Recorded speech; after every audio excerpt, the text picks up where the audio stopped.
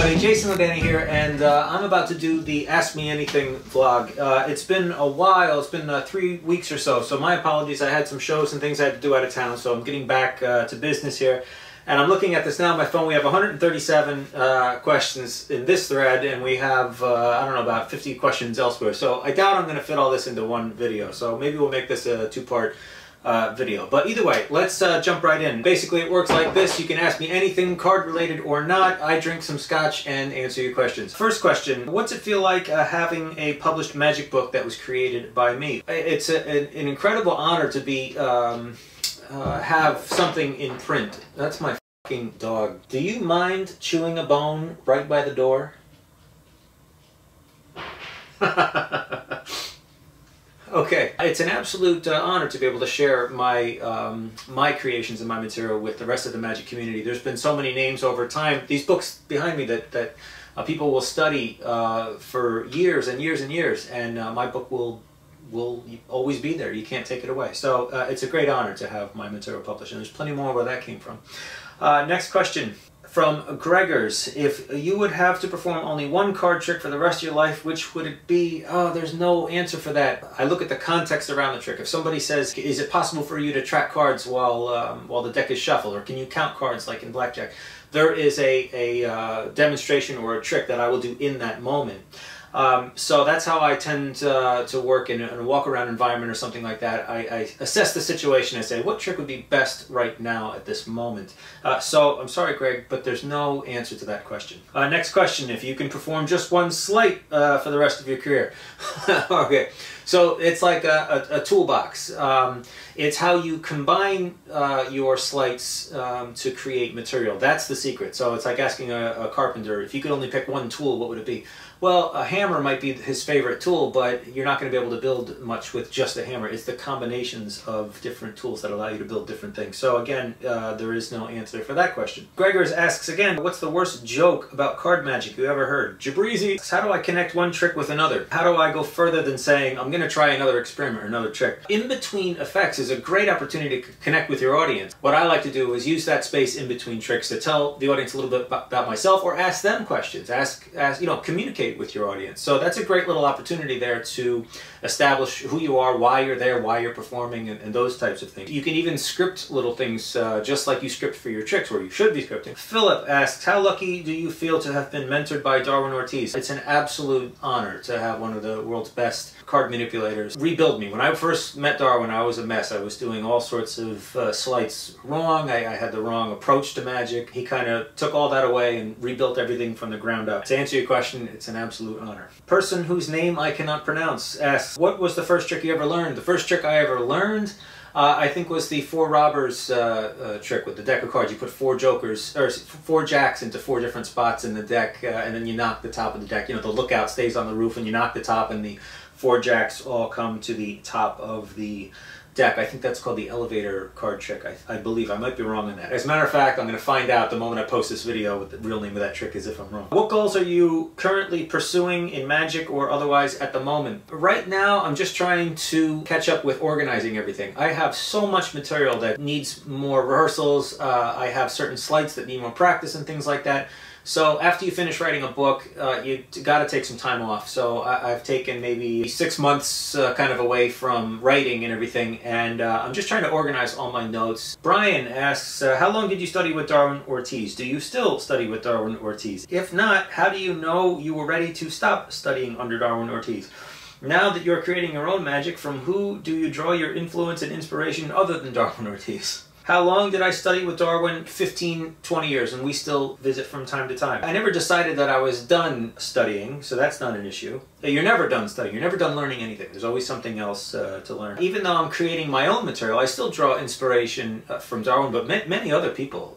There's just all these books behind me. That's where I pull inspiration from, and of course, performances from other performers on YouTube or on Facebook. I'll see some videos. Even Instagram, I'll see some amazing videos that completely get fooled, and that'll make me sit down and perform. So inspiration does not come from one place. It's many different sources.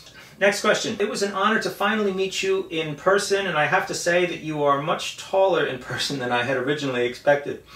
You're also much better looking than I could have imagined, and all of the material, the card tricks that you do, and the technical things that you do are far superior to the stuff that I do. How can I be more like you? A question from Jason England. You know, Jay, it was, your work is, yeah, you know, it's a pleasure to meet you too. Next question. George asks, where do you see yourself in 10 years? 10 years older. Brett asks, do I prefer an impromptu close-up show or more of a structured show? There's power to both. I like to come to a show and do a formal set that I have rehearsed beforehand. But there's also something very special about you're out at a dinner party and someone wants to see, you know, you get surprised on the spot and someone says, hey, can you perform for our friends and family and such? And you can take out a deck of cards. They knew that you were unprepared, and yet you still delivered like a 30-minute show or 25-minute kind of informal show that has a strong start, a lot of build, and then a huge finish at the end. I think the audience can see that you were unprepared and yet you still did an amazing show. So that plays very well.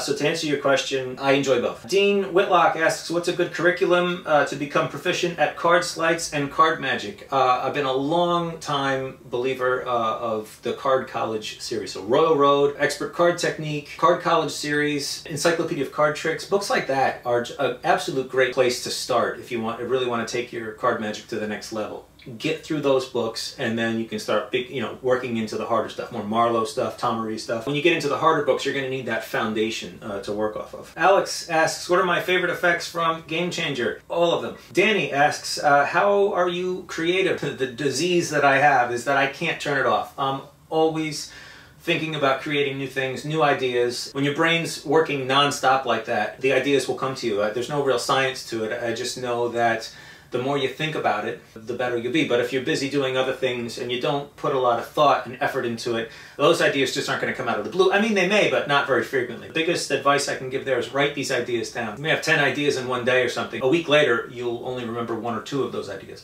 So keep everything written down. Are there any sleights that you can't do? That inspires me even more. When I find something that I'm not especially strong at, I will pursue that and try to figure out what's holding me back and try to add that to my arsenal. Cameron English asks, do you use major and minor scales in your blues licks? Absolutely. I believe that the best blues licks are a combination of major and minor scales. So a good way to think of it is you can either have chops and runs that include both of the major and minor scales, or you can do a minor walk up as you do a descending major line, or vice versa. You can do a major walk up and a minor walk down.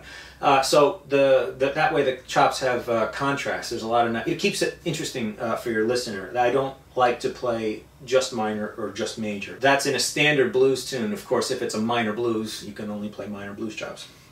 Unless you're B.B. King and you sneak in that major third into a minor blues and everybody cringes. Steven asked, top card man, dead or alive? I would have to say that Steve Forte is one of the, if not the top card guy of all time. Lauren Elizabeth, sorry. Lauren Elizabeth asks, is your girlfriend real? Well, Lauren, you can tell me in a few minutes when you come home. Jason England asks, Cooper or Schaefer? Man, what is wrong with you? One does not decide between those two beautiful beasts. But who's the one that reads books again? That one. Brian asks, do you think that there's way too much card juggling among young performers and not enough plot? Abso-fucking-lutely. There is. On Instagram, there's like 98% color changes and card control, like bringing a card from the middle to the top. That is it. That's just what a certain generation believes that card magic is, and there is so much more. So I'm at a loss for how to let this younger generation know that you can do more than just a couple visual changes.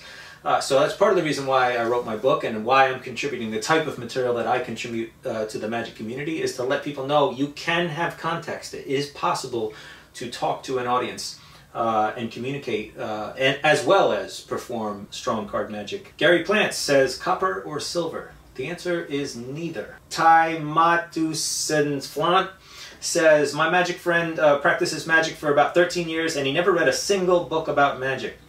I said to him that you should really read magic books, and he says that it doesn't make any sense for him because when he sees a trick, he knows exactly how it works. So how would you convince him? Someone like this sounds like they don't need to be convinced. If they want to live in that world where they think that they know everything, then that's fine. It's not your responsibility to break this person down and tell them to read books. I think there is amazing material that's hidden in books. So just be happy that you're the one that reads books and he doesn't. Gregors, when will I publish the tutorial for the brownie reversal? I will never release the brownie reversal. Don't get me started. Roy asks, what do you consider the top factors for being able to do a fast, effortless faro, other than 10,000 hours of practice? Well, use quality decks of cards, traditionally cut, and practice. There is no substitute. Jason England, again, asks, serious question, what percent of your practice is informal, what percent of your practice is structured, and what percent is like full rehearsal?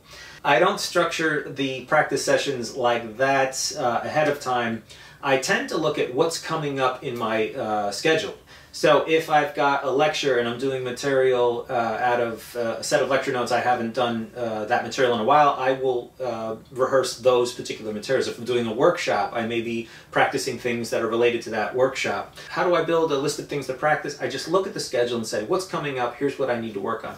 That way I'm not keeping things in stroke that I don't need. There's no formal plan when I come to that stuff. Ryan asks, are there, other than cards, do you perform any other effects during your professional gigs? Typically, no. My show is a card act. I bill myself as a card expert, card mechanic, card cheat, things like that. So it makes sense that the cards are in play the entire time. Although I do have things prepared for when I don't have a deck of cards. I'm out, I meet some client, and they want to see something. So I'll do some memory work. I have a couple coin effects that I do. There's a few mentalism routines. There's a great mentalism effect from the Paul Harris books that's an impromptu routine that is just absolutely fabulous. So I have a few things, maybe 5 or 6 effects that aren't cards that I can do anywhere, anytime. And of course I can always pull my thumb off, you know?